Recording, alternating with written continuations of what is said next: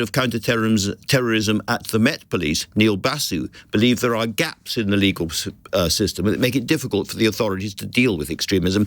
I wondered what the Labour Party made of this, and I put that to the Shadow Home Secretary, Yvette Cooper, earlier, asking her what the problem is with our criminal laws when it comes to tackling extremism and hate speech. So in many areas, the issue is about enforcement of the current law. So, for example, around anti-Semitic or Islamophobic hate crime, particularly where you have criminal material online that just isn't being taken down. Some of the issues around the way algorithms work, potentially to radicalise people, that are not being addressed. The online harms legislation has just been taking forever.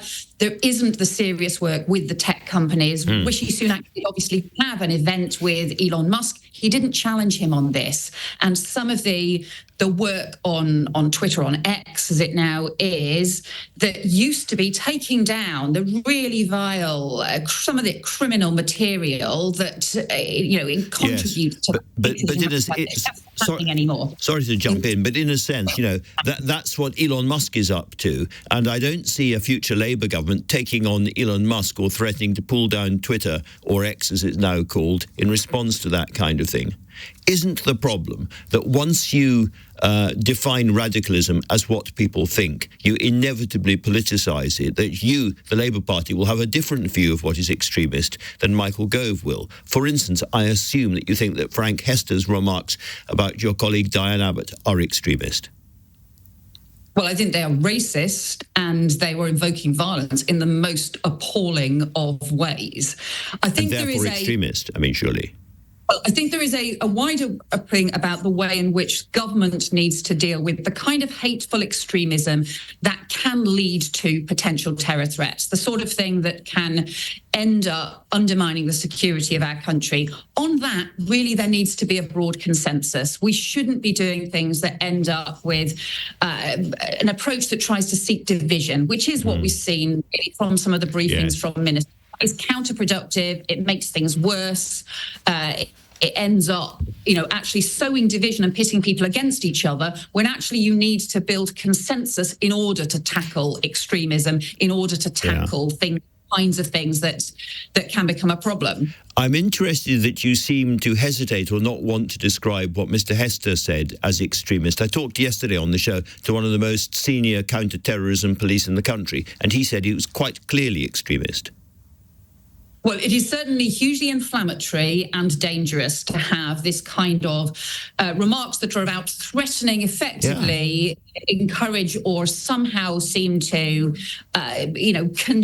condone the idea of threatening violence against MPs at a time when we have obviously had serious violence against MPs, and when Diane in particular has faced all kinds of threats and abuse, over very many years as well. So it's truly appalling. So why hesitate on the word extremist?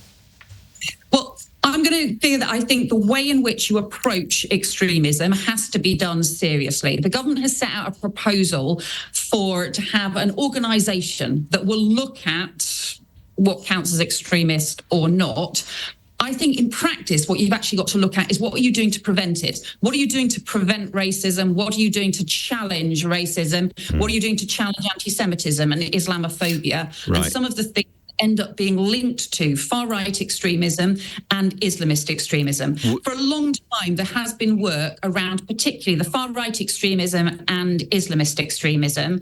And those are the areas that have had the most work, for example, by the Prevent programme, by some of the counter-terror work that we have in this country. Would a Labour government... Sorry, jump in.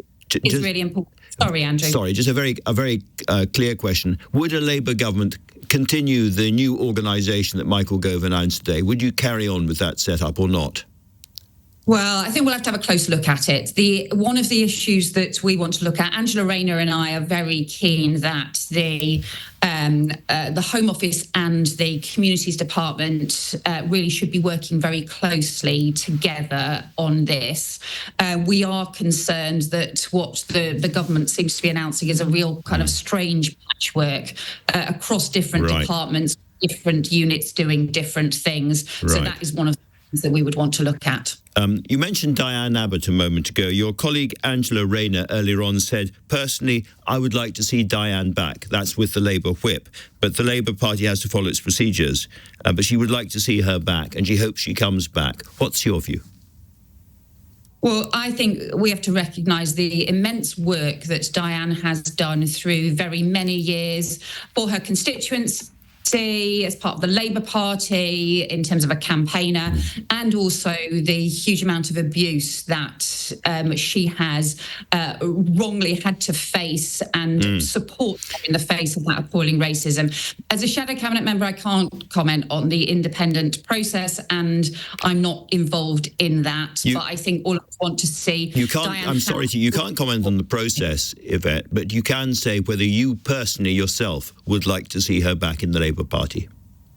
I personally have huge respect for Diane and for everything that she has done, and also... Is that a yes? Is that a yes? She needs support through the kind of abuse and racism that she's received and endured.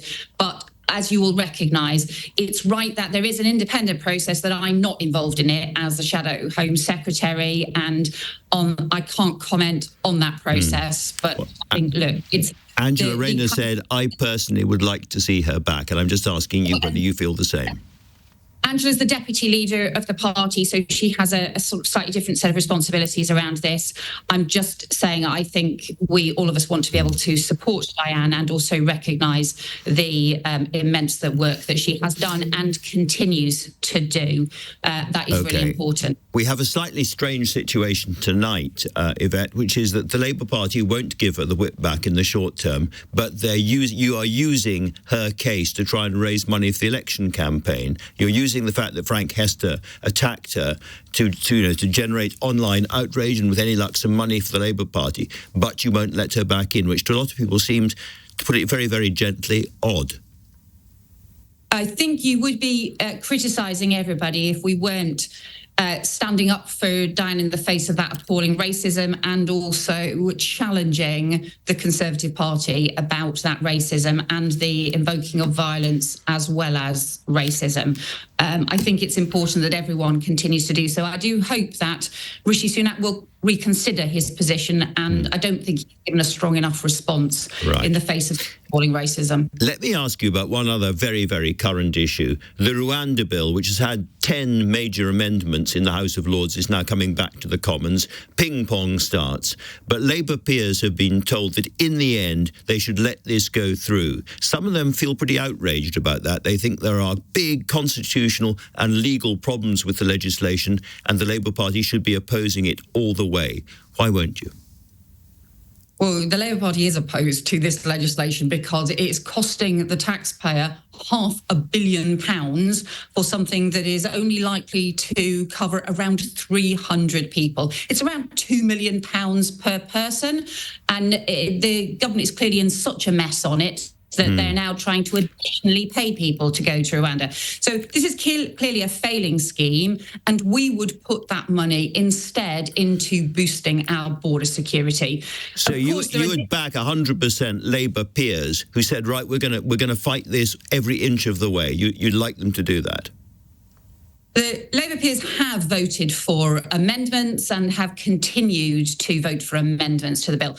As you'll know, that there is a long-standing procedure and precedent in the House of Lords that the House of Lords sends back legislation with amendments to the House of Commons. It doesn't stop legislation altogether because it is a revising chamber, and that's not how the Constitution, that's not how the Houses of Parliament work.